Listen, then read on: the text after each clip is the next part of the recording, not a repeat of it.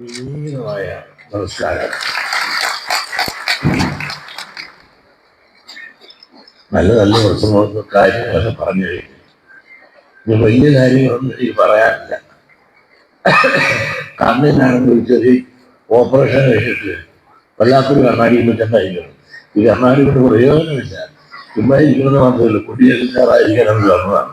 50 രൂപയുടെ കണ്ണാടിയാണ്. അപ്പോൾ ഞാൻ പെട്ടെന്ന് നിർത്താം. പ്രത്യേകിച്ചും നിങ്ങളെല്ലാം കൂടെ കാണുമ്പോൾ ഇങ്ങനെ നോക്കിയാലേ എല്ലാത്തിലും കാണുന്നുള്ളൂ. അത്ര അദ്ദേഹത്തിന് ഗംഭീരമായ ഒരു സമ്മേളനം കോട്ടയത്തെ ഞാൻ ആദ്യമായിട്ടാണ് കണ്ടത്. വളരെ സന്തോഷം. ഈ സമ്മേളനത്തിനുള്ള പ്രസക്തി എന്ന് പറഞ്ഞാൽ ഇത് നേതാക്കന്മാർ സമ്മേളനം. ഈ നേതാക്കന്മാരെ സൃഷ്ടിക്കുന്ന നേതാക്കന്മാരാണ് നിങ്ങളെല്ലാം. അതായത് ഞങ്ങളൊക്കെ ഇപ്പൊ കയറി മുകളിലിരിക്കണം, ഈ വെള്ളക്കസേര ഇരുന്ന് വലിയ ഷൈൻ ചെയ്യുന്നെങ്കിൽ അതിനെല്ലാം കാരണക്കാര് നിങ്ങളാണ്. അപ്പൊ നിങ്ങളില്ലെങ്കിൽ ഞങ്ങളില്ല, ഞങ്ങളില്ലെങ്കിൽ നിങ്ങളുണ്ട്. അതാണ് എൻ്റെ വ്യത്യാസം. പലരും അങ്ങനെയല്ല. നേതാവായി കഴിഞ്ഞാൽ പിന്നെ കഷ്ടത്തിൽ അനുഭവിച്ചതിന് ആളാണ്. പക്ഷെ നേതാക്കന്മാരെ സൃഷ്ടിക്കുന്നതാരാണ്? ഈ നിയമം. ആ നേതാക്കന്മാരെ സൃഷ്ടിക്കുന്ന നിങ്ങളെ, പ്രത്യേകിച്ചും നേതൃസംഘം. അനുയായികൾ നാട്ടിൽ വേറെ കിടക്കുന്നു, അനുയായികൾ വേറെ നിലവിൽ പുറത്തു നിൽക്കെ നേതാക്കന്മാർ മഹത്വം കൂടുന്നു. ഏതാണ്ട് 3000 മേൽ കസേര ഇട്ടിട്ട് തരുന്നില്ല എന്നാണ് ഞാൻ കേട്ടത്.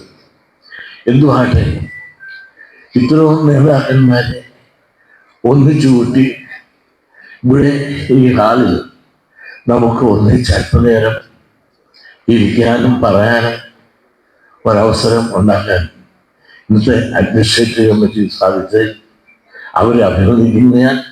അതോടൊപ്പം തന്നെ ഇത് വരാനുള്ള വലിയ മനസ്സ്. ഇന്നത്തെ ദിവസം അടാപിടി മഴയാണ്. ഒരാൾക്ക് പോലും വീട്ടിൽ നിന്ന് നടക്കത്തില്ല. പ്രത്യേകിച്ച് പല മലമടക്കുകളുടെ ഇടയിൽ നിന്നാണ് നിങ്ങളെല്ലാം വന്നത്. ഞങ്ങളുടെ ആളുകളല്ല.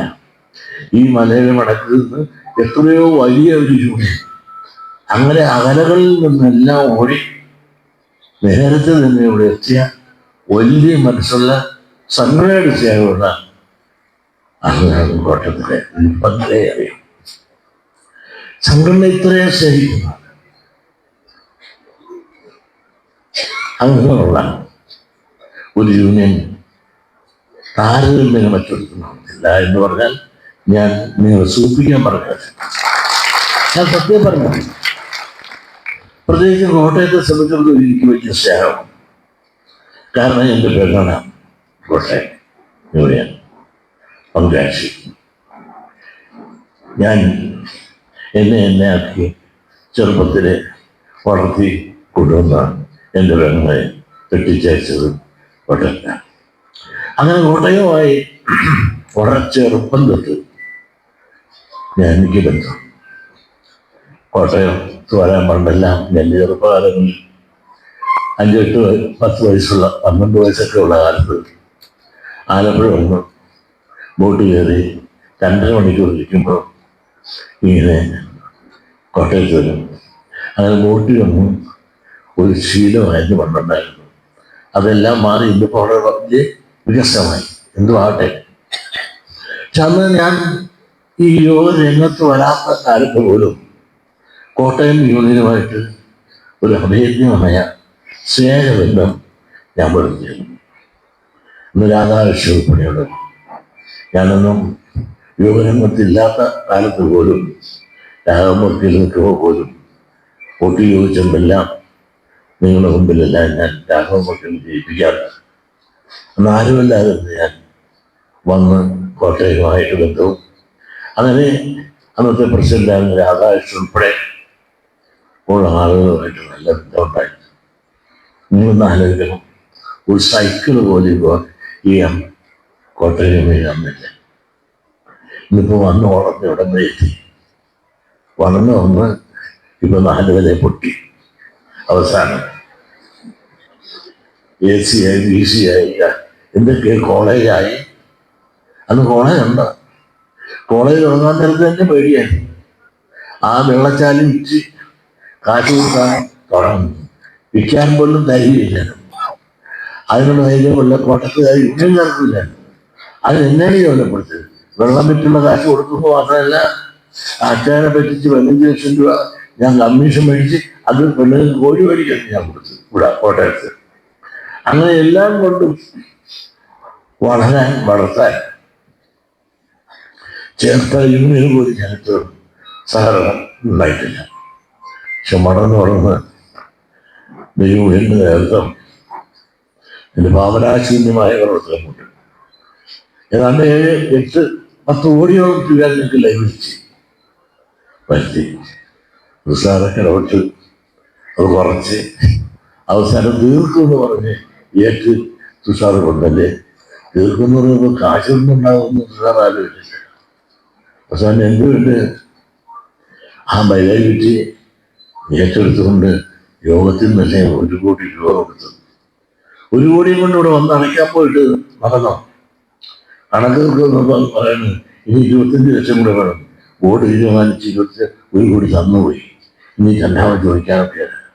പിന്നെ ഞാൻ എൻ്റെ മകളുടെ അക്കൗണ്ടിൽ നിന്ന് 25 ലക്ഷം രൂപ കടമായിട്ട് രണ്ടാമതും ഇവർ തന്ന കണ്ടീഷൻ 1 മാസം 5 ലക്ഷം രൂപ എഴുതാൻ എൻ്റെ മകൾക്ക് കൊടുത്തോളാമെന്നുള്ളൊരു ധാരണ എത്തി. വീണ്ടും പറ്റുന്നുണ്ട്. അത് 25 ലക്ഷം രൂപ കൂടെ തന്നാണ് ഇടപാടുന്നത്. പക്ഷെ ഇവരാരും 5 പൈസ കൊടുത്തില്ല. കാശ് ഇതുകൊണ്ട് തന്നില്ല മകൾക്ക്. വളരെ ചോദിക്കുന്നുണ്ട്, അപ്പ കാശ് തരുന്നില്ല കൊടുക്കാൻ പറഞ്ഞിട്ട് ഒന്നുകൂടി നമ്മുടെ കൈമാറെന്ന് പറഞ്ഞു. ഉണ്ട്. കാരണം എനിക്ക് ആ കോളേജൊന്നും നന്നാക്കിയാൽ കൊള്ളുന്നുണ്ട്. നിങ്ങൾക്കില്ല. ഇന്നൊരു പ്രേതാലയം പോലെ അവിടെ ഇന്നൊരു RDC ഒക്കെ ഉണ്ട്. അവർ നല്ല മിടുക്കന്മാരാണ്. അവർ വന്നതിന് പിന്നെ ആ കാടെങ്കിലും കിട്ടും. കാട് കിട്ടാൻ പോലും ഉള്ള സാധനമില്ലാത്ത ഭരണക്കാരൻ ഇവിടെ ഉണ്ടായിരുന്നു. നശിപ്പിച്ച് അതിൻ്റെ തൂണെല്ലാം ബലക്ഷയമായി. എന്തിനാണ് പറയുന്നത്? ഈ യൂണിയന്റെ തൂണേ ഇല്ല, പിന്നെ കോളേജ് നശിപ്പിച്ചു വെച്ചാൽ ഒരു സ്ഥാപനം എന്തുമാത്രം നശിപ്പിക്കാൻ സാധിക്കുമോ അതിൻ്റെ അടിത്തറ വരെ. പക്ഷേ ഇതെല്ലാം സഹിച്ച നിങ്ങളെ സംബന്ധിച്ച് അവാർഡ് തുടങ്ങും. വേറെ പലയിടത്തും എല്ലാം വീട് കയറി അടിച്ചേക്കാം ഉറപ്പാണ്. എത്രയോ പാട്ട് നടക്കും. ഇവിടെ പെണ്ണുങ്ങളും പാവങ്ങളാണ്. പെണ്ണുങ്ങൾ ഭർത്താക്കന്മാരുടെ അടി മേടിച്ചു വേണം. കാരണം ഈ കടം ജപ്തി നോട്ടീസ് വിട്ട് ചെല്ലുമ്പോൾ ഭർത്താവ് ചിലപ്പോൾ അറിഞ്ഞു കാണില്ല, അല്ലെങ്കിൽ ഭർത്താവ് കാശ് കൊടുത്ത് അടച്ചു കൊടുത്ത് എന്നിട്ട് ജപ്തി വരുമ്പോൾ ഭാര്യക്കിട്ടാണ് അടി ഭർത്താവ് കൊടുക്കുന്നത്. അങ്ങനെ അടി മേടിച്ച് ഭർത്താവിൻ്റെ അടി മേടിച്ച സ്ത്രീകളും കോട്ടയത്തുണ്ടെന്നറിയാം. എന്നിട്ടും ആ സ്ത്രീകൾ യൂണിയൻകാർക്ക് അടി കൊടുത്തില്ല, ആണുങ്ങൾ അടി കൊടുത്തില്ല. എന്തുവാകട്ടെ, നിങ്ങളെ കൂട്ടി ചിരിക്കുന്ന ക്ഷമയുള്ള ആളുകൾ വേറെ ലോകത്താരും കാണത്തില്ല. എന്തുവാകട്ടെ, ഭംഗിയായി ഇരിക്കുമ്പോൾ നമുക്ക് നന്നാകണം. ഒന്നായാലും നന്നാകും. നിങ്ങളൊന്ന് ആലോചിക്കണം. വിളമ്പാൻ നമ്മൾ തുടങ്ങിയത് കോട്ടയത്തു നിന്നും. കോട്ടയത്തിൻ്റെ പ്രസക്തി എന്താണ്? ഗുരുവിൻ്റെ ഈ ശിവൻ സന്ദേശത്തെ പറ്റി സന്ദേശത്തെ പറ്റി പറയുമ്പോൾ വിദ്യാഭ്യാസത്തിനും സംഘടനയ്ക്കും വളരെ പ്രാധാന്യം നൽകിക്കൊണ്ടുള്ള ആ സന്ദേശം കൊടുത്തത് നിങ്ങളെ ആശ്രയം കൊണ്ടാണ്. നാഗമ്പടം ക്ഷേത്രത്തിൻ്റെ ആസ്ഥാനം. അതാണ് നമ്മുടെ ഒരു ഹൃദയ വികാരമായി അതാണ് ഭാഗം. അതായത് വിദ്യാഭ്യാസത്തിനും അത് സംഘടനയ്ക്കും. സംഘടന കൊണ്ട് സംഘടന ചർച്ചയാണ് ജോലി. ഒന്ന് വിദ്യാഭ്യാസം, അങ്ങനെ പലതുണ്ട്. പക്ഷെ അതിൽ പ്രധാനം നമുക്ക് ഇന്ന് അത്യാവശ്യം സംഘടനയാണ്, വിദ്യാഭ്യാസമാണ്. നിങ്ങളൊന്ന് ആലോചിക്കുമ്പോൾ ഇന്ന് പ്രാർത്ഥിച്ചത് നിങ്ങൾ ഹൃദയത്തോട് ചേർത്ത് പിടിക്കണം. ഇന്ന് നടത്തിയ പ്രാർത്ഥന, ഞങ്ങൾക്ക് ശുഭം ചേർത്തിരുന്നീ ഞങ്ങളുടെ യോഗം എന്നാണ് നമ്മുടെ സഹോദരിമാർ ഇതിന് മുമ്പിൽ നിന്ന് പ്രാർത്ഥിച്ചത്. ഏത് യോഗമാണ്? നമ്മുടെ യോഗം SNDP യോഗം കൊണ്ട് മാത്രമേ നമുക്ക് ഉയർച്ചയുണ്ടാകുള്ളൂ. ഇന്ന് കുമാരരാജൻ എളിയ പ്രാർത്ഥനയാണ് ആ സഹോദരിമാർ പ്രാർത്ഥിച്ചത്. ഞങ്ങൾക്ക് ശുഭം ചേർത്തിരും ഈ ഞങ്ങളുടെ യോഗം, അല്ല നിങ്ങളുടെ യോഗമല്ല. ഞങ്ങളുടെ യോഗം SNDP യോഗത്തിലൂടെ മാത്രമേ നമുക്ക് ഉയർച്ചയുണ്ടാകും എന്നുള്ള ആ പ്രാർത്ഥനാ ഗീതം നിങ്ങളുടെ ഹൃദയത്തോട് ചേർത്ത് പിടിച്ചുകൊണ്ട് പ്രവർത്തിച്ച് മുന്നേറാൻ നമുക്ക് സാധിച്ചാൽ നമ്മൾ ഒന്നായി മുന്നേറാനും ഈ രാജ്യത്ത് അവഗണിക്കപ്പെട്ട അധികാരത്തിൽ നിന്നെല്ലാം ആട്ടി ഓടിക്കപ്പെട്ട ഈ അധസ്ഥിത വിഭാഗത്തെ ഇന്ന് അവഗണിക്കപ്പെട്ട വിഭാഗം ആയിരിക്കുന്നവരെ നമ്മൾ ഈ രാജ്യത്തിൻ്റെ അടിമയല്ല, നമ്മൾ ഉടമകളാണ് എന്ന് ബോധ്യപ്പെടുത്തുവാൻ നമുക്ക് സാധിക്കണമെങ്കിൽ നമ്മൾ ഒന്നായി നിന്ന് നന്നാണ്. ഈ ഇരിക്കുന്ന നിങ്ങൾ മാത്രം ശരിയെങ്കിൽ ഈ കോട്ടയത്ത് ആര് ഭരിക്കണമെന്ന് തീരുമാനിക്കാനുള്ള ശക്തി ഇതിനകത്തിരിക്കുന്ന നിങ്ങൾക്ക് തന്നെയുണ്ട്. നിങ്ങളെല്ലാം ശരിയാണെങ്കിൽ കോട്ടയം ആര് ഭരിക്കണം, ഈ ജില്ലയിൽ ആര് ഭരിക്കണം എന്ന് തീരുമാനിക്കാനുള്ള ശക്തി നിങ്ങളുടെ ഓരോരുത്തർക്കും ഓരോ ഇത്ര അംഗങ്ങൾ നിങ്ങളുടെ താഴെയുണ്ട്. ഈ 3000 ഇവിടെ ഇരിക്കണമെങ്കിൽ മൊത്തം നോക്കണമെങ്കിൽ എത്ര ആയിരം പുറത്ത് വയ്ക്കുന്നു നിങ്ങളുടെ പ്രതിനിധികൾ. ആ നിങ്ങൾ ഒരു പ്രതിജ്ഞ എടുത്തുകൊണ്ട് പോകണം. നമുക്ക് നന്നാണ്, ഒന്നാകണം, ഒന്നായാലേ നന്നാകും. ഈ രാജ്യത്ത് നിങ്ങളുടെ വിശ്വാസമുള്ള പാർട്ടികളെ വിശ്വസിക്കുക.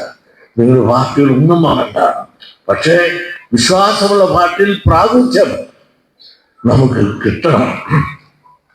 മറ്റ് സമുദായങ്ങൾ കണ്ടില്ല. കഴിഞ്ഞ ദിവസം വ്യത്യസ്ത സമുദായക്കാർ അവിടെ ബിഷപ്പുമാരെ ആലോചിച്ച് ചർച്ച ചെയ്യണം, പത്രത്തിൽ എഴുതുകയാണ്, ഞങ്ങൾക്ക് പ്രാതിനിധ്യം കിട്ടണം എന്ന് പറയുന്നുണ്ട്.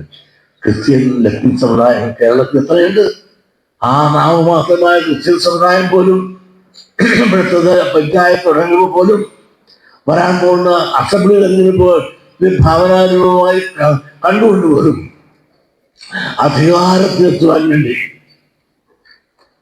അവർ ഇപ്പോഴേ ചരിവിടുത്തം തുടങ്ങിക്കഴിഞ്ഞാൽ നമ്മളാരും അധികാരത്തിന് വേണ്ടി അല്ലെങ്കിൽ നമ്മുടെ അവകാശത്തിന് വേണ്ടി, രാഷ്ട്രീയ അവകാശത്തിന് വേണ്ടി പോരാടുന്ന സ്വഭാവമില്ല. നമ്മൾ ഓരോരോ അക്ഷരത്തിൽ വിശ്വസിക്കും. ആ വിശ്വസിക്കുന്ന പാർട്ടിക്കാർ അവർ ആരെങ്കിലും നിർത്തും, അവർക്ക് വോട്ട് ചെയ്യും. അങ്ങനെയല്ല വേണ്ടത്. നമുക്ക് അധികാരത്തിൽ ഈ അഹസ്സിന് പ്രാതിനിധ്യം കിട്ടണം. ആ പ്രാതിനിധ്യം കിട്ടണമെങ്കിൽ നിങ്ങൾ വിശ്വസിക്കുന്ന ഓരോ പാർട്ടിയിലും ഈ ഗൾവികളുടേതായ അവകാശം ഉന്നയിപ്പിക്കാൻ നമുക്ക് സാധിക്കണം. ഇന്ന വാർഡ് അല്ലെങ്കിൽ കോർപ്പറേഷൻ, ആ വാർഡിന് ഞങ്ങൾക്ക് ഭൂരിപക്ഷമുണ്ട്, ഞങ്ങൾക്ക് സീറ്റ് തരണം. അങ്ങനെ നമ്മുടെ സഹോദരി സഹോദരന്മാരെ അധികാരത്തിൽ ഏതെല്ലാം പാർട്ടിക്ക് ഏതെല്ലാം സ്ഥലങ്ങളിൽ എത്തിക്കാൻ സാധിക്കുമോ അതെത്തിക്കാൻ സാധിച്ചില്ല എങ്കിൽ നമ്മുടെ ഈ കൂട്ടായ്മയ്ക്ക് അത് അർത്ഥമില്ല. അധികാരം അധസ്ഥിതം മാത്രമല്ല, നിങ്ങൾ ആലോചിച്ച് നോക്കൂ, അധികാരത്തിൽ നിന്ന് ആർച്ചകൾ ഒപ്പിട്ട് നമുക്ക് സ്കൂളുകളും കോളേജും തന്നുവെങ്കിൽ അദ്ദേഹം നമ്മളെ വേറെ 60 കൊല്ലം കഴിഞ്ഞു. ഈ 60 കൊല്ലത്തിനുള്ളിൽ നമുക്ക് വേണ്ടി പറയാൻ, നമുക്ക് വേണ്ടി ഒപ്പിട്ട് തരുവാൻ ഏതെങ്കിലും രാഷ്ട്രീയ കക്ഷികൾ സാധിച്ചോ? തന്നോ? നമുക്ക് മേടിക്കാൻ സാധിച്ചോ? നമ്മൾ പറഞ്ഞോ? പറയാനുള്ള ബാർഗൈൻ പവർ നമുക്കുണ്ടായോ? ഉണ്ടായില്ല. നമ്മൾ രാഷ്ട്രീയ ശക്തിയാകണം, രാഷ്ട്രീയ പാർട്ടിയായി ഓരോരുത്തരും അവരുടേതായ പാർട്ടിയിൽ നിന്നുകൊണ്ട് തന്നെ പോരാടി അവരുടേതായ പ്രാതിനിധ്യം ഉറപ്പാക്കാൻ സാധിച്ചാൽ മാത്രമേ നമുക്കൊരു സാമൂഹ്യ നീതി നേടാൻ സാധിക്കൂ. നിങ്ങളൊന്ന് ആലോചിക്കും, കോട്ടയം എടുത്താൽ ചില സമുദായങ്ങളുടെ കുത്തകയാണ്, അത് ഞങ്ങളാണ് എന്ന് പറഞ്ഞുകൊണ്ട് അവർ മുമ്പോട്ട് വരുമ്പോൾ അതല്ല ഞങ്ങൾ വന്നെന്ന് പറയാൻ മറിച്ച് ആരുമില്ല. അങ്ങനെ വന്ന് കോട്ടയത്തിൻ്റെ ആധിപത്യം ചില പ്രത്യേക ശക്തിയുള്ള കയ്യിലായി.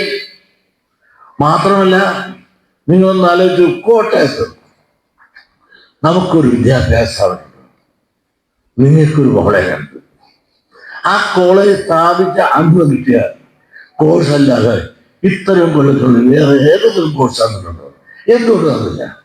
ആ കോളേജ് തന്നപ്പോൾ അതോടൊപ്പം തന്നെ വേറെ സമുദായത്തിന്, ഒരു മുസ്ലിം സമുദായം തന്നെ ഒറ്റ ഓർഡറാണ്. ആ ഓർഡറിൽ അവർക്ക് കൊടുത്തത് കോട്ടയം യൂണിയൻ കൊടുത്തു. അവർക്ക് എത്രയോ കോഴ്സ് അവർക്ക് പ്രിൻസിപ്പളും കൊടുത്തു. ഇവിടെ പ്രിൻസിപ്പളും ഇല്ല, ഒന്നുമില്ല, ചാർജാണ്. ഇവിടെ 2 ജില്ലയാണ്. ആ ഒരു കോളേജ് എത്രയോ കൊല്ലം കഴിഞ്ഞു. കേരളത്തിൽ 20 സമുദായത്തിൽ മൊത്തമുള്ള ഇതിനൊക്കെ കൂടുതൽ കോളേജ് ഒറ്റ സമുദായത്തിന് ഈ ജില്ലയിലുണ്ട്. ആ സമുദായത്തിൽ 3500 കോളേജ് സ്കൂളുകളുണ്ട്. ഇത് കണ്ടാലും കൊണ്ടാലും പഠിക്കാനല്ലോ തൊഴിൽതോറും തൊഴിക്കും തോറും തൊഴിലുകയും ചെയ്യുന്ന രീതി മാറി പ്രതികരിക്കുന്ന സ്വഭാവമായി വേണം. ആരുടെയെങ്കിലും അധികാരങ്ങൾ പിടിച്ചു വെക്കാനില്ല. നമുക്ക് അവകാശപ്പെട്ട് വെക്കണ്ടേ? ഇപ്പൊ തന്നെ വന്നു ഇവിടെ നമ്മൾ ഇപ്പോ കാന്തപുരം എന്താ ഭരണം? ഇപ്പൊ കാന്തപുരം ഭരണം നോക്കി ഭരിച്ചാൽ മതി കേരള ഗവൺമെന്റ് എന്ന നിലയിലേക്ക് എത്തില്ലേ? സ്കൂളിലെ കുട്ടികൾക്ക് ഈ സൂംബ നിർത്താൻ ഗവൺമെന്റ് കൊണ്ടുവന്നു. ഗവൺമെന്റ് എന്ത് നിയമം കൊണ്ടുവന്നാലും അതിപ്പോ മലപ്പുറത്ത് പോയി ചോദിച്ചിട്ട് ഇതില്ല എങ്കിൽ അത് കുഴപ്പമായി. സൂംബയ്ക്ക് എന്താ കുഴപ്പം? നല്ലപോലെ ഡ്രസ്സിട്ട് എത്രയോ വർഷങ്ങൾക്ക് മുമ്പ് ഇവിടെ തന്നെ മറു രാജ്യത്ത് നടപ്പിലാക്കിയ ഒരു പരിഷ്കാരമാണ് ഈ ഗവൺമെന്റ് കൊണ്ടുവന്നത്. ആ ഗവൺമെന്റ് ഈ ഗവൺമെന്റ് കൊണ്ടുവന്നു എന്നുള്ളതിന്റെ പേരിൽ ഉടനെ മുസ്ലിം വിരുദ്ധമാണ് എന്ന് പറഞ്ഞുകൊണ്ട് അത് നിർത്തണമെന്ന് ആവശ്യപ്പെട്ടിരിക്കുകയാണ്. ഇപ്രതിക്കുന്ന ഗവൺമെന്റ് എന്താണ്? അവര് ഇരിക്കാൻ പറഞ്ഞ അപ്പം കടന്നുവിടും. അതായ സ്ഥിതി. എന്തിനേറെ പ്രതികരണ എന്താണ് ഒരെണ്ണത്തിലുണ്ടായിരുന്നല്ലോ,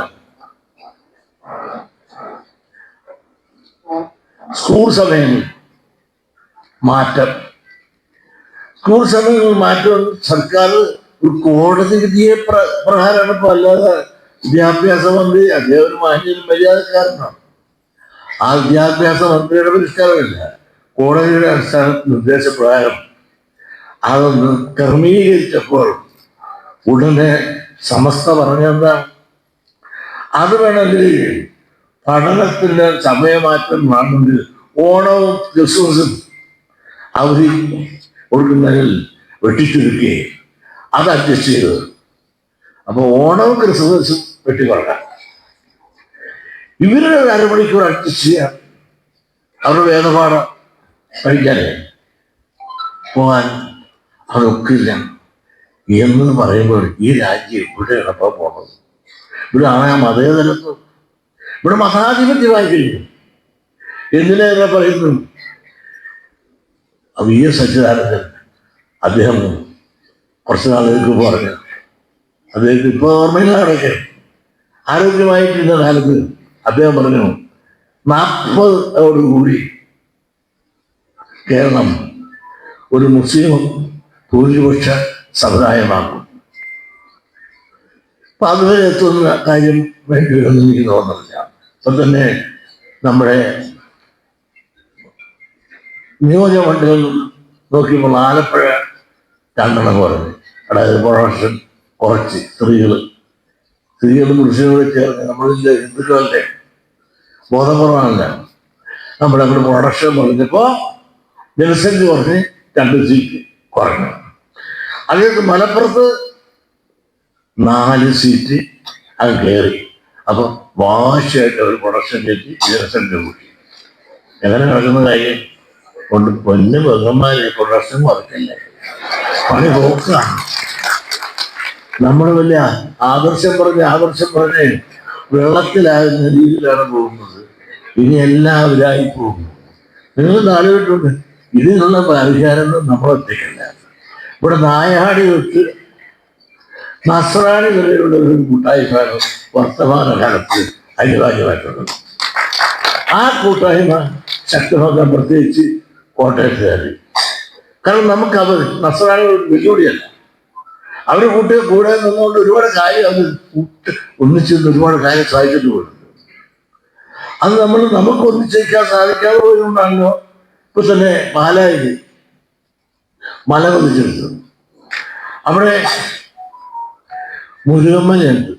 അവസാനമാണ് നമുക്ക് കിട്ടിയത് 24 ഏക്കർ. ചെന്നപ്പോ പാറ അത്രയുണ്ട്, 24 ഏക്കർ. അതൊരു തങ്ങൾ പാറയുണ്ട്, അതൊരു 400 ഏക്കർ. അവിടെ അങ്ങോട്ട് എടുത്ത് ആരും ചോദിക്കാനുള്ളത്. അതോടൊപ്പം തന്നെ കൃഷിമലയുണ്ട്, അതിനോട് ചേർത്ത് 3 മലയാണ്. അവര് കൊടുത്തത് 400 ഏക്കർ. അവരൊക്കെ അധികാരത്തിൽ ഇരുന്നുകൊണ്ട് അവരുടെ ആളുകളുണ്ടായിരുന്നു, പറയാനും മേടിച്ചു കൊടുക്കാനും. നമുക്ക് പറയാനും മേടിച്ചു തരാൻ ആരുമില്ല.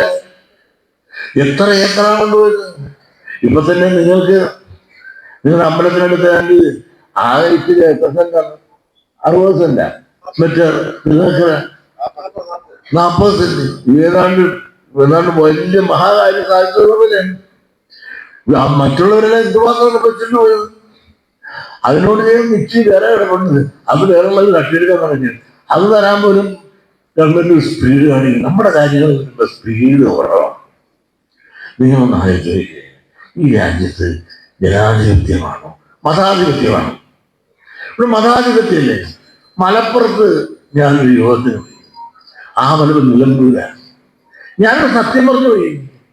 സത്യം പറഞ്ഞു പോയ ഉടനെ തന്നെ സകല ആളുകളും കൂടെ മുസ്ലിമില് മുസ്ലിമിലെ തീവ്രവാദി, വിധവയാദി, അതുപോലെ ഇടത് പക്ഷത്തോടു കൂടി നിൽക്കുന്നവരും വലതുപക്ഷത്തോടു കൂടി നിൽക്കുന്നവരും ആയ എല്ലാ മുസ്ലിമും കൂടെ എതിര് കാന്തപുരായൻ നിരക്കില്ല, അല്ലാത്ത കാന്തപുരായൻ നിരക്കില്ല, കുഞ്ഞാലിക്കുട്ടി ഉൾപ്പെടെ എന്നെ കയറി അറ്റാക്ക് ചെയ്യും. ഞാനൊന്നും പറഞ്ഞില്ല. മലപ്പുറം ഒരു ജില്ലയല്ലേ, അവിടെ 5 നിയോജകമണ്ഡലങ്ങളിൽ ഹിന്ദു ഭൂരിപക്ഷമാണ്. ഒരു നിയോജകമണ്ഡലത്തിൽ ഇടതുപക്ഷത്തിന്റെ സ്ഥാനാർത്ഥിയായിട്ട് ജയിച്ചിട്ടുണ്ട് പെരിന്തൽമണ്ണ. മലപ്പുറം എന്ന് പറഞ്ഞാൽ മുസ്ലിങ്ങളുടെ ആധിപത്യമുള്ള ഒറ്റ മഹാസംസ്ഥാനത്തിനുമില്ല. ചില മേഖലയിൽ ഒരു ഭൂരിപക്ഷമുണ്ട്, പക്ഷെ അവർ ഒന്നിച്ചറിയിക്കുന്നത്. പക്ഷെ അവിടെ ഒരു കുട്ടിപ്പള്ളി കൂടെ ഉണ്ടാക്കാറുണ്ട്. അവിടെ ഇല്ലേ, ഒരുപാട് പേരില്ലേ, ഒന്നും തന്നില്ല എന്ന് ഞാൻ പറയുമ്പോൾ അതിൻ്റെ പേരില്ലേ പിന്നെ എന്താ കടന്നാക്കൾ? ഞാൻ സത്യമല്ലേ പറഞ്ഞത്? നമുക്ക് ആ ജില്ലയിൽ കുടിപ്പള്ളികൾ തന്നാൽ ഞാനും കുഞ്ഞാലിക്കുട്ടിയും ഒക്കെ ഞങ്ങളെല്ലാം വിനോദക്കാരാണ്. ബായി നടന്നു. പിന്നെ പിന്നോക്ക സമുദായങ്ങൾ, നമ്മളുടെ സമുദായങ്ങൾ എന്നൊക്കെ പറഞ്ഞ് ഇവരെല്ലാം ചേർത്ത് ഞാൻ ഇവരോടൊപ്പം കീഴെ വിളിച്ച് കാശുമോടൊക്കെ എത്ര ലക്ഷം രൂപ എന്നെ കൊണ്ട് മുടക്കിച്ചാൽ മതിയാണ്. സെക്രട്ടേറിയറ്റ് മാർച്ച്, പാർലമെന്റ് മാർച്ച്, ഹൈക്കോടതി മാർച്ച്, ഇങ്ങനെ VSC ഓഫീസ് മാർച്ച്. ഈ മാർച്ച് ആള് അർത്ഥം നമ്മുടെ കൂടെ നിന്ന് അവര് കാര്യം സാധിക്കുന്നുള്ളൂ. അത് സാധിക്കാനല്ല. സ്പെഷ്യൽ റിക്രൂട്ട്മെന്റ് വന്നപ്പോഴും നമ്മളിലുള്ള കുറവ് പരിഹരിക്കാൻ അവർ തീരുമാനമെടുത്തോളൂ. കാരണം കിട്ടിയപ്പോൾ മുസ്ലിങ്ങൾക്കുള്ള കുറവ് മാത്രം പരിഹരിച്ചു. എന്നാൽ ഈഴവർക്കും ദഹേജ കമ്മീഷന്റെ അടിസ്ഥാനത്തിൽ കണ്ടെത്തിയ കുറവുകൾ സ്പെഷ്യൽ റിക്രൂട്ട്മെന്റ് തരണ്ടേ? ഒന്നിച്ചു പോകല്ലേ പലരും മാലയിലും കൂടെ വാങ്ങിച്ചത്. പക്ഷേ നമ്മളവിടെ കിടക്കുന്ന, നമ്മൾ താഴെ കിടക്കുന്ന അവർ അധികാരത്തിൽ നിന്നപ്പോൾ എല്ലാം കൊണ്ടുപോയി. പിന്നെ മലപ്പുറത്തേക്ക് വരും. എത്ര കൊല്ലം മലപ്പുറം മാത്രമാണ്. നമുക്ക് കാസർഗോഡ് ഉണ്ടാവുന്നുണ്ട്, വയനാടുണ്ടോ. ഇങ്ങനെ ഓരോ സ്ഥലത്തും ഇല്ലാത്തതിനെ പറ്റി പറഞ്ഞപ്പോൾ അത് വർഗീയം പറഞ്ഞു എന്ന് പറഞ്ഞാൽ എന്നെ ഹിംസിക്കാനാണ്. ചില ചാനൽ മലയാളികൾ അനുഗ്രഹിക്കുന്ന ഇതുണ്ടാവും. ഇതിന്റെ ചാനൽ മലയാളി 2 ചാനൽ മലയാളി അയാള് പല കച്ചവടക്കാരുണ്ട്. അവരുടെ ചാനലിൽ എല്ലാം കണ്ട് പോസ്റ്റ് മാറ്റം, അതിൽ വാദിയും വെറുതെ എല്ലാം ഒന്നിച്ചിരുന്ന് തന്നെ ഞാൻ ഭയങ്കര കുഴപ്പമാണ് ചേർന്ന് പറഞ്ഞ് ചർച്ചയോട് ചർച്ച. ബഹുമാനം 2 പെണ്ണും 4 ആണും കൂടെ ഇരുന്നുണ്ട്. ആ ചർച്ചയോട് ചർച്ച അടിച്ച് രസമായി.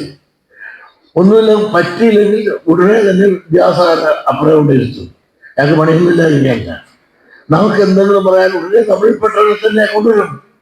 പക്ഷേ മറ്റുള്ള ജാതി ഒരു നായർക്കെതിരെയായിട്ട് നായരെ കിട്ടുക പറയാം, ക്രിസ്ത്യാനിക്കെതിരെ ക്രിസ്ത്യാനിറ്റിയാണ്, മുസ്ലിമിനെതിരെ ഒരു മുസ്ലിം കിട്ടുക, നമുക്കെതിരെ എത്തണം അവരോട് ചർച്ച ചെയ്യും. പക്ഷേ മഹാനായ പിണറായി സ്റ്റേറ്റ്മെന്റോടുകൂടി ഇവന്റെ എല്ലാം വായടത്തി പിന്നെ നിർത്തി. ഞാൻ ആ പറഞ്ഞത് കുറച്ച് ശരിയുണ്ട്, പറഞ്ഞത് ഇന്ന അർത്ഥത്തിലാണ് എന്ന് പിണറായി സഹാബിന്റെ ഒരു സ്റ്റേറ്റ്മെന്റ് ചേർത്തലവനൊരു സമ്മേളനത്തിൽ പറഞ്ഞതോടുകൂടി ഇവന്മാര് പിന്നെ മടങ്ങുകയാണ്. ഇതാണ് ഈ രാജ്യത്ത് നടക്കുന്നത്. ഈ രാജ്യത്ത് നമ്മളെ നശിപ്പിക്കാൻ നമ്മളെ സഹായിക്കാൻ വല്ല പേടിയായിരുന്നു. എന്തെങ്കിലും കിട്ടിയെന്നാണ് അത് മിമിക്രി കാണിക്കാൻ, അല്ലെങ്കിൽ വേറെ കണ്ടിട്ടുണ്ടല്ല ഇത്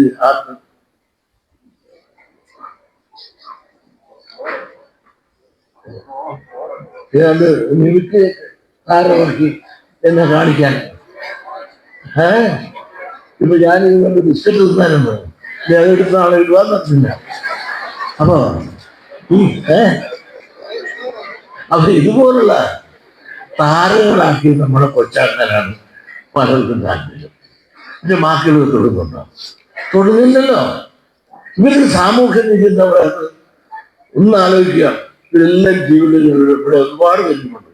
ഇതൊന്നും കണ്ട, ഇത് നാളത്തെ പത്രത്തിൽ ജീവിതം പലയിടത്തും കാണുമെന്ന് ഞാൻ ചോദിക്കുന്നു. എത്ര ജീവിക്കാൻ എത്ര പത്രത്തിലാണ്. അതേസമയത്ത് വേറെ മുസ്ലിങ്ങളുടെ ഒരു ക്രിസ്ത്യാനിയുടെ ഒരു നായകനാണ് നടന്നിട്ടില്ല.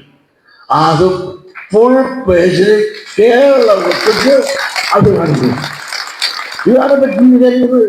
യാഥാർത്ഥ്യബോധത്തോട് കാര്യം കാണിക്കാൻ ഇവിടുത്തെ ഒരു ജീവി മുതലാളി ഇതൊക്കെ പാടുന്ന കൂലി മേടിക്കാൻ ആശുപത്രിക്ക് നടക്കാനാണ്. കൂടുതൽ കിട്ടിയാൽ അവർ ഉടനടി അടുത്തിലേക്ക് പോകാൻ. എന്നാലും പല ജീവി മുതലാളിയും പലരും നമ്മൾ രക്ഷപ്പെടുന്നുള്ള വിചാരമാണ്. നമ്മൾ ഒന്നാകരുത്. കാരണം ഈഴവൻ ഒന്നായാൽ കേരളം ആര് ഭരിക്കണമെന്ന് തീരുമാനിക്കാനുള്ള ശക്തി ഈഴവരുണ്ട്. ആ ഈഴവന്റെ ശക്തി ഈഴവൻ അറിയില്ല.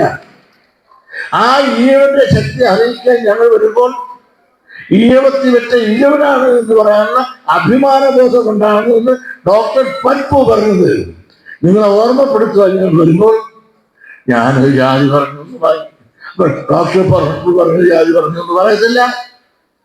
അപ്പൊ ഗുരുവിന്റെ ദർശനം പറഞ്ഞുകൊണ്ട് തെറ്റായി വ്യാഖ്യാനിച്ചുകൊണ്ട് നമുക്കൊന്നും ഉണ്ടാൻ പാടില്ല. ഇവിടുത്തെ മുസ്ലിമിന് ജാതി പറയാം, ക്രിസ്ത്യാനിക്ക് പറയാം, നായർക്ക് പറയാം, നമ്പൂരിക്ക് പറയാം, പുലയെന്ന് പറയാം, പറയെന്ന് പറയാം. ഈഴവന് മാത്രം ജാതി പറയാൻ പറ്റില്ല. ജാതി പറഞ്ഞ ഉടനെ പറയും ഗുരുദർശനം. അന്നവസ്ത്രാതി മുട്ടാതെ എന്ന് പറഞ്ഞാൽ അന്നത്തെ വസ്ത്രം മുട്ടാതെ കഴിക്കണമെന്ന് വ്യാഖ്യാനിക്കുന്ന ആളുകളാണ്. അന്നവസ്ത്രാതി മുട്ടാതെ എന്ന് പറഞ്ഞാൽ ഗുരു പറഞ്ഞിരിക്കുന്നത് അന്നത്തിൽ വസ്ത്രം മുട്ടാതെ നിങ്ങൾ കഴിക്കണം എന്നാണ് ഗുരു പറഞ്ഞിരിക്കുന്നത്. ഇങ്ങനെ സൗകര്യം പോലെ ഓരോ സാഹിത്യകാരന്മാരും രാഷ്ട്രീയക്കാരും നമ്മൾ വിളിക്കുന്ന നമ്മളെ പേരിൽ നിന്നും ഘോരഘോരം പ്രസവിക്കുന്നു. ഇതൊക്കെ ഒന്നും മതിയാകാൻ മതി. നമ്മുടെ പേര് നമ്മുടെ പേർക്ക് കൊടുക്കുക. ഈ രാഷ്ട്രീയക്കാരെല്ലാം കൊടുത്ത് നമ്മുടെ പേരിൽ ആലോചിച്ച് നമ്മൾ ആരെങ്കിലും, നിങ്ങൾ ആരെങ്കിലും അവരുടെ പേരിൽ നിങ്ങൾ ആരെങ്കിലും വിളിക്കാറുണ്ടോ? നമ്മൾ നമ്മുടെ ഐഡന്റിറ്റി നിൽക്കി അങ്ങനെ നിൽക്കുമ്പോൾ ഇത്തിരി ബുദ്ധിമുട്ടാക്കി തോന്നും. അത് കഴിഞ്ഞാലുണ്ട മൂത്തവരിൽ 3 നെല്ലിക്ക് ആദ്യം കുടിക്കും, പിന്നെ മതിരിക്കുമ്പോ ഇങ്ങനെ ശക്തമായിട്ട് നിൽക്കണം. അപ്പൊ എനിക്കുള്ള അധികാരം എന്താ? എന്നെ ആദ്യം ഒരുപാട് കുത്തി നോക്കിക്കുകയും പേടിപ്പിക്കുകയും ചെയ്തേ.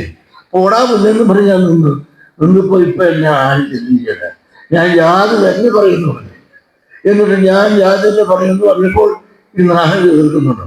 എടാ ഇംഗ്ലീഷ് നമ്മുടെ ഭരണഘടന വകുപ്പ് 3B എഴുതുന്നുണ്ട്. ഈഴവന്റെ ലൗകിക വിദ്യാഭ്യാസ, ആരാധന, വ്യവസായം ഉൾപ്പെടെയുള്ള കാര്യങ്ങൾക്ക് വേണ്ടി അരിപ്പുറത്തും ആവശ്യമെങ്കിൽ മറ്റു പ്രദേശങ്ങളിൽ ബ്രാഞ്ചുകൾ സ്ഥാപിച്ച് നടത്തുവാനുള്ള അധികാര അവകാശം ഉണ്ടായിരിക്കും എന്ന് നമുക്ക് തന്ന ലൈസൻസ് ഉണ്ട്.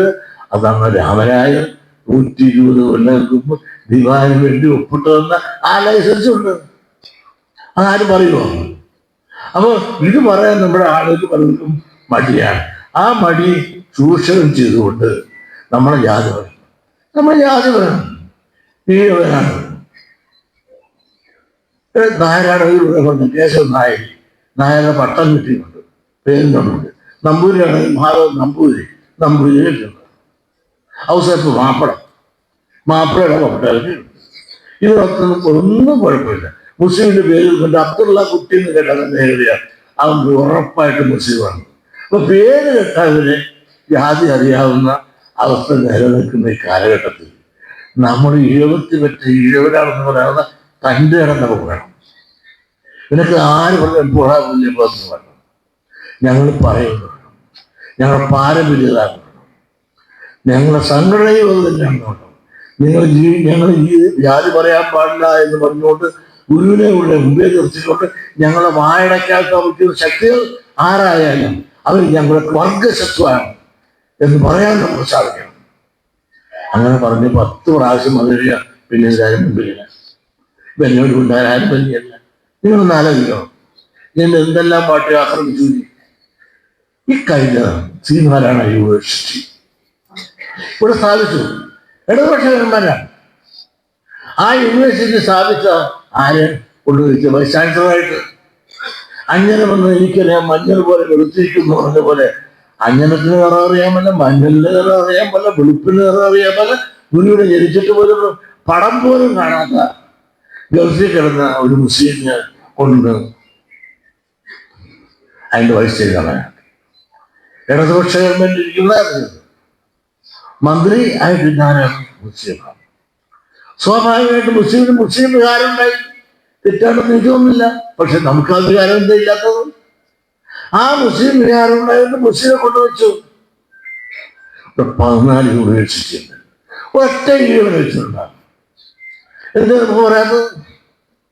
ആ മനുഷ്യനോട് ചോദിച്ചു, ഞാൻ ചോദിച്ചു, ഇവിടെ കൊല്ലത്താണ് സീതാരാമ യൂണിവേഴ്സിറ്റി നിൽക്കുമ്പോൾ നിങ്ങൾ യൂണിയനെ വിളിക്കട്ടെ, നിങ്ങൾ നേരെ മുഹമ്മദ് പോയാണൊരു യൂണിവേഴ്സിറ്റി സ്ഥാപിച്ചാൽ നിങ്ങളൊരു യൂണിയൻ നിൽക്കുക എന്ന് ചോദിച്ചപ്പോൾ അദ്ദേഹം എന്നോട് പറഞ്ഞു, ചേട്ടാ അച്ഛനെ പറഞ്ഞാൽ ശരിയാണ്, പക്ഷെ ഞാനൊരു മുസ്ലിമാണ്. ഞാനിവിടെ മന്ത്രിയായിരിക്കുമ്പോൾ ഞങ്ങൾക്ക് വൈസ് ചാൻസലറായിട്ടൊരു മുസ്ലിം ഇല്ല. അതുകൊണ്ട് ഞാൻ വൈസ് ചാൻസലറായിട്ട് വെച്ചു. എങ്ങനെ ചെയ്യാം? അയാൾ അന്തസ്സായിട്ട് ഞാൻ അയാൾക്ക് ചായ മേടിച്ചു കൊടുക്കേണ്ടി. ഞാൻ മുസ്ലിമാണ്, ഞാനിരിക്കുമ്പോൾ, ഞാൻ മന്ത്രിയായിരിക്കുമ്പോൾ ഒരു വൈസ് ചാൻസലർ ഞെക്കേണ്ടത് എൻ്റെ ധർമ്മമാണ്. അവിടെ ഞാൻ വെച്ചു. ഞാനത് ശരിയായില്ല എന്ന് പറയുമ്പോൾ മുസ്ലിം ആരെല്ലാം എന്നെ സഹായിക്കാൻ ഏതെങ്കിലും വന്നു. അപ്പോഴും വിദ്യാസാഗർ മറുഭാഗത്ത് നിന്ന് അവരോട് കൂടി ചേർന്ന് മാർഗം കൂടി പുള്ളി സുന്നത്തിൽ നിന്നായിരിക്കും വന്നത്. ചേർത്ത് പുള്ളി അവർക്ക് വേണ്ടി ഞാൻ മതേതരത്വം തകർക്കാൻ ശ്രമിക്കുന്നു. ഞാനത് ശരിയായില്ല എന്ന് പറയുമ്പോൾ കുഞ്ഞാലിക്കുട്ടി എന്നെ എഴുതുന്നത്. അതോ ചന്ദ്രയിൽ, വിക്ടോറിയയിൽ, കാന്തപുരം, നീന്തപുരം, റാവുത്തത്, അങ്ങനെ അവർക്കുള്ള മോഷൻ സംഘടന, യൂത്ത് മൂവ്മെന്റ് വരെയുള്ള അവരുടെ സകല മുസ്ലിം സംഘടനകൾ ഒരേ സ്വരത്തിൽ എനിക്കെതിരായി നാശിനെ കൊല്ലണം എന്നുള്ളതിനായി എന്ന് ഞാൻ പറഞ്ഞത്. എന്താണ് അവിടെ വൈസ് ചാൻസലറായിട്ട് ഗുരുവിനെ അറിയാവുന്ന ഒരു ശരിയായിരിക്കണം, പ്രത്യേകിച്ച് നമ്മുടെ ഹെഡ് ക്വാർട്ടേഴ്സ്. പക്ഷെ വധിക്കാൻ എന്തെല്ലാം ശ്രമിച്ചു. അപ്പോഴും ഞാൻ മതേതരത്വം തകർക്കുന്നു എന്ന് പറഞ്ഞുകൊണ്ട് ചന്തയെടുത്തുണ്ട് ഇടതുപക്ഷാണ് വെച്ചത്. അതിൽ UDF പെട്ട മുസ്ലിങ്ങളും എന്നെ എതിർക്കാൻ കൂടിയിരിക്കുന്നു. അപ്പൊ അവർക്ക് മുസ്ലിം എന്നുള്ള വിചാരം ഇടതൊന്നുമില്ല, വലതൊന്നുമില്ല. അവർ മുസ്ലിം സമുദായം ഏത് വിധേയം പിടിച്ചടക്കണം. അത് തന്നെ ഒരുപാട് പറഞ്ഞില്ല, മലപ്പുറത്തൊരു സ്റ്റേറ്റ് തന്നെ സമ്പാദിക്കുന്ന യൂത്ത് മൂവ്മെന്റ്, യൂത്ത് വിഭാഗങ്ങൾ പറഞ്ഞ് ചിന്ത ഇവിടം വരെ എത്തി. അച്യുതാനന്ദൻ പറഞ്ഞത് സത്യമല്ലേ? 40 ആകുമ്പോഴത്തേക്ക് ഇതൊരു മുസ്ലിം രാഷ്ട്രമാകാൻ ഉള്ള സാധ്യത ഇതൊക്കെ നമ്മൾ മനസ്സിലാക്കേണ്ടത്. അതുമാത്രമല്ല, നിങ്ങളൊന്ന് ആലോചിച്ച് നോക്കൂ. ഇവിടെ 9 MP നോമിനേറ്റ് ചെയ്തു, തെരഞ്ഞെടുത്തതല്ല, നോമിനേറ്റ് ചെയ്യും. കാലാകാലങ്ങളിലുള്ള ഗവൺമെന്റുകൾ 9 പേരെ നോമിനേറ്റ് ചെയ്തപ്പോൾ ആ 9 പേര് ഒരൊറ്റ പിന്നോക്കക്കാരില്ല. 5 ന്യൂനപക്ഷം, 5 മുസ്ലിം, 2 ക്രിസ്ത്യാനി, 2 നായർ, ഒരൊറ്റ ഇനൊന്നുമില്ല. ഒരു പട്ടികയായിരിക്കാനില്ല നോമിനേറ്റ്. ഞാനിത് ശരിയായില്ല എന്നൊന്ന് പറഞ്ഞോളെ ഒരു ക്രിസ്ത്യാനിയെ എടുക്കാൻ പറ്റില്ല, അത് ബുദ്ധിയുള്ളവരാണ്, കാര്യങ്ങൾ അടിയെ കൂടെ സാധിച്ചിട്ട് പോകും. പക്ഷേ സാധാരണ മുസ്ലിം കൂടെ നേതൃത്വത്തില്ലേ? കാരണം ഞാൻ മതേതരത്വം തീർക്കുന്നു. അതാണ് ഞങ്ങൾ നവോത്ഥാന സംരക്ഷണ സമിതിയിൽ നിന്ന് ഞാൻ രാജിവെക്കണം. അവരൊക്കെ രാജ്യം വിട്ട് പോയതാണെന്ന് എന്നെ രാജ്യമെല്ലാം കൊണ്ടായിരുന്നു. ഇഷ്ടം പറഞ്ഞാൽ രാജിവെക്കും. വിമതയുണ്ടാകുമ്പോൾ രാജിവെക്കണം. നോക്കണം, ഏത് കാര്യം അവരുടെ കാര്യങ്ങൾ അറ്റെടുത്ത് എതിരായി തൊട്ടാൽ അവരൊന്നായി നിന്നുകൊണ്ട് കടന്നാക്രമിക്കുകയാണ്. ചെറുതും വലുതുമായ ഓരോ കാര്യങ്ങളും ആലോചിച്ച് നോക്കുക. ഈ രാജ്യത്ത് വല്ലതും ചെയ്യാൻ ശ്രമിക്കുന്നുണ്ട്. വിദ്യാഭ്യാസ പുരോഗതിക്കുള്ള ഒരു കാര്യം ചെയ്യാം. കായികമായിട്ട് വിദ്യാഭ്യാസത്തിന്റെ സമയക്രമങ്ങൾ, അങ്ങനെ ഏത് കാര്യങ്ങൾ തുടരണമെങ്കിൽ ഇന്ന് മലപ്പുറത്തുള്ള ആളുകളോട് ചോദിക്കാതെ സാധിക്കില്ല എന്നും അതിനൊരു പരിധിവരെ ഗവൺമെന്റ് തലചായ്ച്ചു കൊടുക്കേണ്ട ദുരവസ്ഥയിലേക്ക് എത്തി. കാരണം അവരൊന്നായി ഇപ്പൊ 8 സീറ്റിലായി. 18 സീറ്റിൽ ജയിച്ചിട്ടുണ്ട്. 20 സീറ്റ് ഇപ്പൊ അവർക്കുണ്ട്. ഇപ്പൊ അനൗൺസ് ചെയ്തിരിക്കത്രയാണ്. ഞങ്ങളുടെ ആ 2 സീറ്റ് വെച്ചതാണ്. കാരണം ജയിക്കുന്ന സീറ്റ് വേണം, ആ 2 സീറ്റ് വേണ്ട. അപ്പൊ ആ ജയിക്കുന്ന സീറ്റ് മരിച്ചാൽ 18 2 20. ഇനി 4 സീറ്റ് തെക്കൂടെ വേണം. അതായത് മലപ്പുറത്ത് മാത്രമല്ല, മലബാർ പ്രദേശത്ത് മാത്രമല്ല, അവർ തിരുക്കൊച്ചി പ്രദേശത്ത് കൂടി 4 വേണം. അതുകൂടെ കിട്ടിക്കഴിയുമ്പോൾ ഇവിടുത്തെ അസംബ്ലി തെരഞ്ഞെടുപ്പിൽ മഹാഭൂരിപക്ഷം അവർ കിട്ടും. അവർ കേരളം ഭരിക്കും, മുഖ്യമന്ത്രിയാകും. ഇങ്ങനെയുള്ള വളരെ തന്ത്രപൂർവമായ ശ്രമങ്ങളുമായി അത് മുമ്പോട്ട് വന്നു. ഈ രാജ്യത്ത് നിങ്ങൾ ആലോചിച്ച് നോക്കുക. ഈ രാജ്യത്ത് സമ്പത്താകില്ല, ഭൂമിയാകില്ല, പണമാകില്ല, വ്യവസായങ്ങളെല്ലാം മുസ്ലിം. പെട്ടിക്കട തൊട്ട് വലിയ കച്ചവടം വരെയാണ് കയ്യിലെ സമ്പത്ത് മുഴുവൻ അവിടെയല്ലേ, ഭരണം അവിടെയല്ലേ.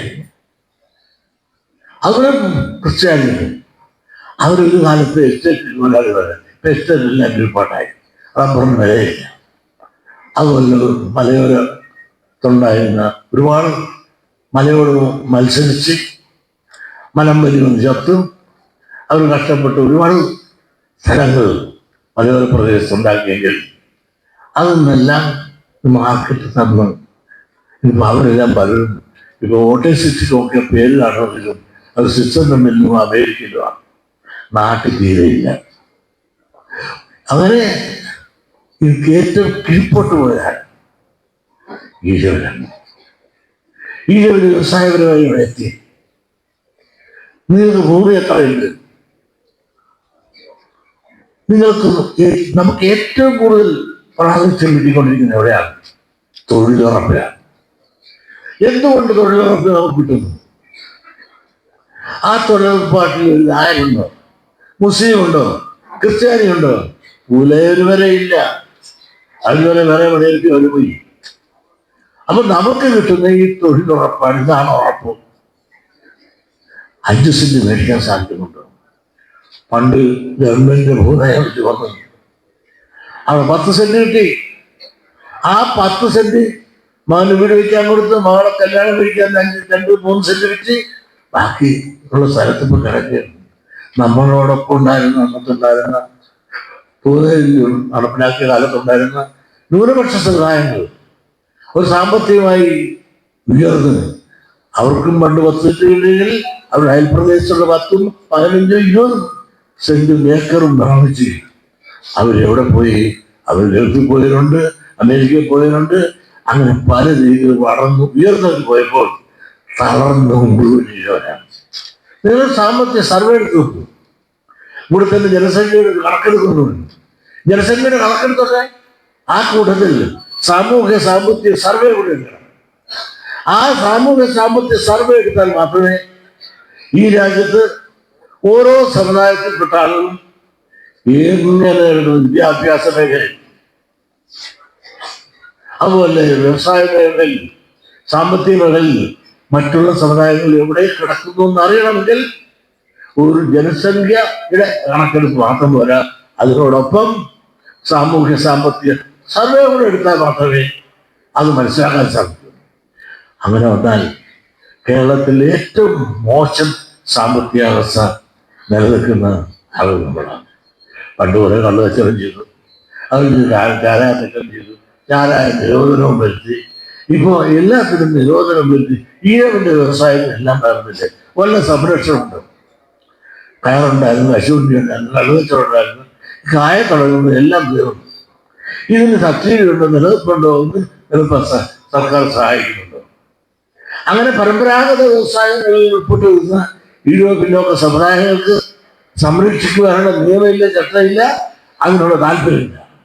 മറ്റുള്ളവരുടെ എല്ലാം മേഖലയിൽ എന്തെങ്കിലും കുറവ് വന്നാൽ അവിടെ അപ്പം ചാടി വീഴാനും പറയാനും ആളുകളില്ലേ. ഇപ്പൊ മാണി സാറിന്റെ മകൻ ചാടി വീഴിക്കുകയാണ് റബ്ബർ മാത്രം പറഞ്ഞിട്ട് ഇപ്പൊ ആളുകൾ ആക്ഷേപം പറഞ്ഞു. ഇപ്പൊ പുളി ധരിച്ച് നെല്ലും പറയാൻ തുടങ്ങിയിട്ടുണ്ട്, അതും തെങ്ങും പറയാൻ തുടങ്ങിയിട്ടുണ്ട്. ഇവരെല്ലാം അധികാരത്തിൽ കയറിയപ്പോൾ നിങ്ങൾ ആലോചിച്ചു, മാണി സാറിന്റെ മകൾ സ്നേഹമാണ്.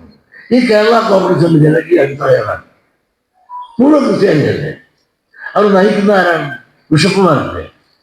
അവരാരുടെ നന്ദിക്കാണ് ചെയ്യുന്നത്. അവർ അവരുടെ സമുദായത്തിന് വേണ്ടിയിട്ടല്ല. അവർ സാമുദായിക ശക്തി സമാഹരിച്ചുകൊണ്ട് രാഷ്ട്രീയ ശക്തിയായി, രാഷ്ട്രീയ പാർട്ടിയായി, രാഷ്ട്രീയാധികാരം ഇവിടെ കയ്യേറുകയാണ്. കേരള കോൺഗ്രസിന്റെ ജനകീയ അഭിപ്രായമാണ് ക്രിസ്ത്യാനികളാണ്. അതിന് മേമ്പുടിക്ക് കുറുപ്പിന്റെ ഏട്ടൻ്റെ മകനെ കൊണ്ട് നിർത്തിയിട്ടുണ്ട്, ഒരു കൊതി കിട്ടാതിരിക്കാൻ വേണ്ടിയിട്ട്. മതേതരത്വം പറയാം. ജോസഫിന്റെ കൂട്ടത്തിൽ ആരെങ്കിലും ഉണ്ടാകും ക്രിസ്ത്യാനിയല്ലാതെ. അപ്പൊ ഇവരെല്ലാം രാഷ്ട്രീയപരമായി ഉയർന്നപ്പോൾ അവരാർക്കാണ് കൊടുത്തത്? ഇവരെല്ലാം കൊടുത്തതാണ് MP ഫണ്ട് തന്നെ പരിശോധിച്ചത്. ഉടനെ തന്നെ നല്ല രീതി നടത്തുന്ന സ്കൂളുണ്ട്, ശാലയുടെ. അവിടെ ഞാനൊരു ദിവസം പോന്ന അവിടെ ചെന്നിട്ട് കാക്കാശിന്റെ പൈസ MP ഫണ്ടിന് കൊടുത്തിട്ട് ആ റോഡ് തന്നെ ഞാൻ ആ വിടാതെ പോയാൽ സമ്മേളനത്തിന് അത് ഏത് ശാഖാണല്ലോ ആൾക്കാരിലൂടെ കാണുമായിരിക്കും അല്ലേ. ആ എന്തൊരു കഷ്ടം ചെയ്യുന്നത്. അവിടെ MP ഒക്കെ ഉണ്ട്. ആ MP കമ്പനി ഉണ്ടായിട്ടില്ല. 6 കോടി രൂപ MP ഫണ്ടുണ്ട് രൂപ. ഈ പറഞ്ഞ തോറ്റ ആള് എത്ര പ്രാവശ്യം അവിടെ നിന്ന് ജയിച്ചാണ്. എന്നിട്ട് അവിടെ ഒന്ന് നികത്താനുണ്ട്, ആ റോഡ് നന്നാക്കുക, അതല്ലെങ്കിൽ ആ സ്കൂളിനെന്തെങ്കിലും. അതേസമയത്ത് അവര് പള്ളിക്കൂടത്തിനെല്ലാം കൊടുത്ത്. ഇത് ഞാൻ അവിടെ വെച്ച് പറഞ്ഞിട്ട് പോകുന്നു. ഒന്ന് ഇഷ്ടക്കുറവായി, ഞാൻ അടുത്തതിൽ തോറ്റുപോയി. നന്നായി. ഇങ്ങനെയൊക്കെ ഉള്ളൊരു കലക്ടമെല്ലാം തോപ്പിച്ചു കൊടുക്കണം. കാരണം ഇവിടെ MP ഫണ്ടുണ്ട്, MLA ഫണ്ടുണ്ട്, നമുക്കെന്താ തരാത്തത്? ഇതെല്ലാം അവരുടേതായ പള്ളിക്കൂടത്തിനും മാത്രം കൊടുത്താൽ മതിയോ?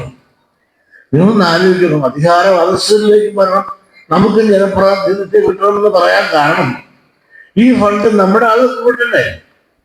ജോസഫ് കിട്ടിയപ്പോൾ ജോസഫ് ആർക്കാ കൊടുത്തത്? പള്ളിക്കൂടത്തിൽ അദ്ദേഹം മന്ത്രിയായിരുന്നു. നമ്മുടെ ഒരു അന്തകനാണ്, വിദ്യാഭ്യാസ മേഖലയിൽ നമ്മൾ തകർത്ത അന്തകനാണ് BJS. അങ്ങനെ മന്ത്രിയായിരുന്ന കാലത്ത് അദ്ദേഹത്തിന്റെ കൂടെ വിദ്യാഭ്യാസ സെക്രട്ടറി ആയിരുന്നു കണ്ണന്താനം. ആ കണ്ണന്താനം പറഞ്ഞറിയാമോ, ഞാൻ 34 കോളേജുകളാണ് ക്രിസ്ത്യാനികൾക്ക് വേണ്ടിയിട്ട് ഒപ്പിട്ട് കൊടുത്തത്. എന്നിട്ട് അവന്മാരാരും എന്നോട് നന്ദി കാണിക്കുന്നത്. എന്ത് പറയാം? അന്ന് ഇടതുപക്ഷ ഗവൺമെന്റാണ്. 34 എടുത്തപ്പോൾ ഇടതുപക്ഷ ഗവൺമെന്റ് ശക്തമായി എതിർത്തപ്പോൾ ജോസഫ് പറഞ്ഞ് അങ്ങനെ എതിർത്താൽ ഞാൻ രാജിവെച്ചു പോകുന്നു. അങ്ങനെ രാജിവെച്ചു പോകുന്നു ഭീഷണിപ്പെടുത്തിയപ്പോൾ ഗവൺമെന്റ് അനങ്ങില്ല.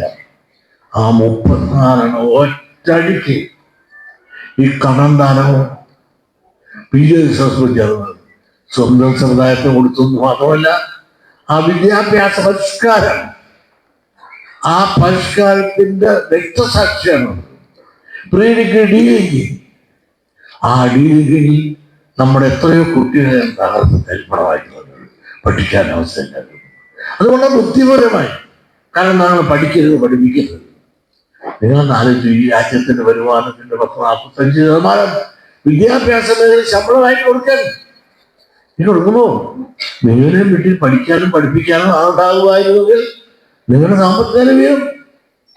ഈ കോട്ടയത്ത് നിന്ന് ആലോചിച്ച് നോക്കും, കോടിക്കണക്കിന് രൂപ ക്രിസ്ത്യൻ സമുദായത്തിന്റെ വീടുകളിലേക്ക് എത്തുന്നുണ്ട്. ശമ്പളത്തിൽ വിദ്യാഭ്യാസ മേഖല മാത്രം. കാരണം അവർക്ക് അതിന് മാത്രം സ്കൂളും കോളേജുണ്ട്. അവർക്ക് നേടിക്കൊടുക്കുവാൻ അവർ മാറ്റിയുണ്ടാക്കി. ഒന്നാമത് ആദ്യം ഈ പാർട്ടി ഉണ്ടാകുന്നത് ശങ്കറിനെ നശിപ്പിക്കാനാണ്. ശങ്കറിനെ വിശ്വാസപ്രമേയം വെച്ച് കളയാനാണ് ആദ്യം കേരള കോൺഗ്രസ് കോടറ കോൺഗ്രസ് ഉണ്ടാകുന്നതല്ലേ ശങ്കറിനെ അധികാരത്തിൽ നിന്ന് അടിച്ചിറക്കാൻ പറ്റില്ല. അതാണ് പിന്നെ വളർന്നോറും വളരുകയും ചെയ്ത് മുമ്പോട്ട് കൊണ്ടുപോകുന്ന ഈ രാഷ്ട്രീയ കക്ഷി അവിടെ ആർക്ക് വേണ്ടിയിട്ടാണ്? അവരൊറ്റ സമുദായത്തിന്, ബേസിക്കലി അവരൊറ്റ സമുദായത്തിന്. മുസ്ലിം ലീഗ് ആർക്ക് വേണ്ടിയാണ്? അവർ പറയുന്നുണ്ട് മുസ്ലിം ലീഗ് എന്ന് പറഞ്ഞാൽ മുസ്ലിം കൂട്ടായ്മയാണ്. ആ മുസ്ലിം കൂട്ടായ്മയുടെ ഒരു പാർട്ടി ഉണ്ടാക്കി അവര് ഉപമുഖ്യമന്ത്രിയായി. കേരളത്തിൽ മുഹമ്മദ് കോയ ഒരു കാലഘട്ടത്തിൽ ഉപമുഖ്യമന്ത്രിയായിരുന്നു. ഇനി മുഖ്യമന്ത്രിയാകാനാണ് ഉത്സവമാണ് നടക്കുന്നത്. ഇതെല്ലാം കണ്ണുറങ്ങാണ്. ഈ രാജ്യത്തെ സമ്പത്ത് മുസ്ലിം സമുദായത്തിന് ഏറെ എത്തിക്കാൻ എന്തെല്ലാം നിയമവും ചട്ടങ്ങളും ഉണ്ടാകുന്നു. അവിടെ ഈ മുസ്ലിം മലപ്പുറത്ത് മാത്രമോ അവർക്ക് 11 college, arts and science college ഉണ്ട്. അതേ സമയത്ത് അതോടൊപ്പം ആഹാരം അറബിക് കോളേജുണ്ട്. ഈ അറബിക് കോളേജ് ഉണ്ട് 2.5 ഏക്കറുണ്ട്. ആർട്സ് ആൻഡ് സയൻസ് കോളേജ് ഉണ്ടാക്കണമെങ്കിൽ അന്നത്തെ കാലത്ത് 15 ഏക്കറാണ്. അപ്പോൾ അവരെന്ത് ചെയ്ത് അറബിക് കോളേജ് ഉണ്ടാക്കി. അറബിക് കോളേജ് ഉണ്ടാക്കിയിട്ട് എന്തായിരുന്നു? അതിന് അനുവാദം മേടിച്ച് എന്നിട്ട് UGC കോഴ്സ് തുടങ്ങി. അതിന് ഗവൺമെന്റ് കൊണ്ടുപോവാ. കാരണം അവിടെ പ്രവർത്തിക്കല്ലേ. അവിടെ ഈ എയ്ഡഡ് കോളേജിൽ തുടങ്ങിയ കോഴ്സുകൾ BSc കോമേഴ്സ് ഉൾപ്പെടെയുള്ളത് അവിടെ നിന്ന്. അപ്പൊ 11, 6, 17 നമുക്കുള്ളതിനേക്കാൾ കൂടുതൽ, സ്റ്റേറ്റിലുള്ളതിനേക്കാൾ കൂടുതൽ മലപ്പുറം ജില്ലയിൽ അവർക്ക് മാത്രമായിട്ടുണ്ട്. പിന്നെ വിദ്യാഭ്യാസമായി നന്നായില്ലേ. അപ്പൊ കോളേജ് ഏതാണെങ്കിൽ സ്കൂൾ എന്നൊക്കെയാണ്. ആ പാട്ടിലാണ് ഒന്നുപോലെ നമുക്ക് തരികയില്ല. കേരളത്തിലാണ് മറ്റു പ്രദേശങ്ങളിൽ അവർക്ക് സ്ഥാപിക്കാവുന്ന മേഖല എല്ലാവരും സ്ഥാപിച്ചു. അപ്പൊ ഇതെല്ലാം ശമ്പളം കൊടുക്കുന്നത് നമ്മളാണ്. നിങ്ങൾ അരിയും പഞ്ചസാരയൊക്കെ വെളുക്കുമ്പോൾ ടാക്സിനൊക്കെ ചെല്ലുന്ന സമ്പത്ത് ട്രഷറിയിൽ ചെല്ലുന്നതാണ് ഇവർക്ക് ശമ്പളം എടുത്ത് കൊടുക്കുന്നത്. ഈ ശമ്പളം എടുത്ത് കൊടുക്കുമ്പോൾ ആ പൈസയാണ് ട്രഷറിൽ ചെല്ലുന്നതാണ് ഭീമമായ ശമ്പളമായി ഈ അധ്യാപകർക്ക് അവർക്ക് കൊടുക്കുന്നത്. അങ്ങനെ കൊടുക്കുമ്പോൾ നമുക്കെന്ത് കിട്ടി? കോട്ടയത്ത് പരം സ്വാഹ ഗോപി കിട്ടി. അഥവാ വല്ലതും നമുക്ക് പഠിക്കാൻ ഒരു ജോലി കൂടെ ആരകം തരുമോ? ജോലി തരാൻ നമ്മുടെ സമുദായത്തിന് കോളേജുണ്ടോ? സ്കൂളുണ്ടോ? ഇവിടെ അവരുടെ കോളേജിലാണെങ്കിൽ ചെന്നാൽ തന്നെ എന്ത് തരും? ആർക്കും വേണ്ടാത്ത ഏതൊരു വിഷയമില്ല. വേണ്ടപ്പെട്ട ഇഷ്ടപ്പെട്ട വിഷയം നടക്കില്ല. തിരിഞ്ഞ് നടക്കണം. അല്ലെങ്കിൽ ചിലർ പറയുന്നത് വെള്ളാപ്പള്ളി ചിന്തി വരുന്നു. ഞാനും പള്ളിയാണ്, പക്ഷേ ഇത് കുരിശില്ലാത്ത പള്ളിയായിരിക്കും. അതുകൊണ്ട് ഈ പള്ളി പറഞ്ഞാൽ ഏത് പള്ളി കേൾക്കാനാണ്? കുരിശുള്ള പള്ളിയായി. ഇതാണ് കാര്യങ്ങളെല്ലാം ഇരിക്കുന്നത്. ഇങ്ങനെ സാമൂഹ്യ സത്യങ്ങൾ മനസ്സിലാക്കണം. കോട്ടയത്തുകാർ പ്രത്യേകിച്ച് നിങ്ങൾ സംഘടിച്ചാൽ ഇവിടെ ഒരു മഹാ അത്ഭുതം സൃഷ്ടിക്കാൻ സാധിക്കും. രാഷ്ട്രീയപരമായി ആരെയും തോൽപ്പിക്കാനോ ആരെയും അവകാശം പിടിച്ചു പറ്റാറില്ല. അർഹതപ്പെട്ടത് നമുക്ക് കിട്ടണം. ഇവിടെ വിദ്യാഭ്യാസ നീതി നമുക്ക് ലഭിക്കണം, രാഷ്ട്രീയ നീതി നമുക്ക് ലഭിക്കണം, സാമ്പത്തിക നീതി ലഭിക്കണം. ഇതൊരു മുദ്രാവാക്യമായി സ്വീകരിച്ചുകൊണ്ട് അടുത്ത വരുന്ന ത്രിതല പഞ്ചായത്തായാലും അസംബ്ലി തെരഞ്ഞെടുപ്പിലായാലും സമുദായത്തിന് അർഹമായ പങ്കാളിത്തം ഏത് പാർട്ടി കൊടുക്കുന്നോ ആ പാർട്ടിയെ ഞങ്ങൾ വോട്ട് കൊടുക്കും, ഞങ്ങളുടെ ആളുകളെ നിർത്തണം എന്ന് വന്നാലേ ഇവരെല്ലാം വരും. ഇവർക്കെല്ലാം അധികാരമാണ് വേണ്ടത്. അധികാരം അധസ്ഥിതിയിലെത്തിക്കണം. ആ അധസ്ഥിതിയിലെത്തിക്കുവാൻ സംഘടിച്ച് ശക്തരായി ഒന്നായി നന്നാകാൻ നിങ്ങളെല്ലാം ഒരേ മനസ്സോടുകൂടി പ്രവർത്തിച്ച് മുമ്പോട്ട് പോകണം എന്നുള്ള അപേക്ഷ. മറ്റൊരു സമുദായങ്ങൾ വളർന്നത് നമ്മൾ കുശുമ്പ് പറയുന്നതോടൊപ്പം ഒരുപാട് കുശുമ്പ് പറഞ്ഞു. ഈ മുസ്ലിം അങ്ങനെ നന്നായി അവരെ ഒന്നിച്ചു നിന്നിട്ട്, ക്രിസ്ത്യാനി നന്നായി അവർ ഒന്നിച്ചു നിന്നിട്ട്, നായരങ്ങൾ നന്നായി അവർ ഒന്നിച്ചു നിന്നിട്ട്. ഈ ഒന്നിച്ചു നിൽക്കാത്ത ഏക സമുദായം ആരാണ്? ഈഴവരാണ്. ഈ നമ്മളെ ഒന്നിച്ചു നിർത്താതിരിക്കാനുള്ള ഏത് അടവും നയമെല്ലാം ഈ പുറത്തു നിൽക്കുന്ന എല്ലാ സമുദായങ്ങളും അതുപോലെ രാഷ്ട്രീയകക്ഷികളും അടവ് നയം പ്രയോഗിച്ച് നമ്മൾ അടവയ്ക്കാനാണ് ചോദിക്കുന്നത്. അത് മനസ്സിലാക്കി നമ്മൾ അറിവുള്ളവരായി, തിരിച്ചറിവുള്ളവരായി, ഇത് അമ്മയാണ്, പെങ്ങളാണ്, ഭാര്യയാണ്, മകളാണ് എന്നുള്ള ആ തിരിച്ചറിവിൻ്റെ പാതയിലൂടെ ഈ വ്യവസായം മുന്നോട്ട് പോകുവാനുള്ള ഇച്ഛാശക്തി നിങ്ങൾക്ക് ഓരോരുത്തർക്കും ഉണ്ടാകണമേ എന്ന ആ വിനീതമായ അപേക്ഷ, വളരെ വിനയപൂർവ്വമുള്ള അപേക്ഷ, അഭ്യർത്ഥന നിങ്ങൾ സഹായം സ്വീകരിക്കണം. ഓരോരുത്തർക്കും വരാവുന്ന സ്വകാര്യ താല്പര്യങ്ങളെല്ലാം വിസ്മരിച്ചുകൊണ്ട് സമുദായ താല്പര്യമാണ് എൻ്റെ അജണ്ട. ഞാൻ സമുദായത്തിൻ്റെ കസേരയിൽ നിന്നാണ് പ്രവർത്തിക്കുന്നത്. ആ സമുദായ താല്പര്യമാണ് എൻ്റെ താല്പര്യം. ആ സമുദായ താല്പര്യത്തിലൂടെ സാമൂഹ്യ നീതി നേടുവാനുള്ള പടയോട്ടത്തിൽ നിങ്ങൾ ഓരോരുത്തരും ഭടന്മാരായി ധീരമായി പോരാടാൻ നിങ്ങൾക്കെല്ലാം സാധിക്കുവാനാകട്ടെ എന്ന് പ്രാർത്ഥിച്ചുകൊണ്ട് അതിനോട് സഹായിച്ച് മുമ്പോട്ട് പോകണമെന്ന വീണ്ടും എന്നതിൻ്റെ അപേക്ഷ പറഞ്ഞുകൊണ്ട് ഞാൻ ഈ സമ്മേളനം ഔപചാരികമായി ഉദ്ഘാടനം ചെയ്യുന്നു. നന്ദി, നമസ്കാരം.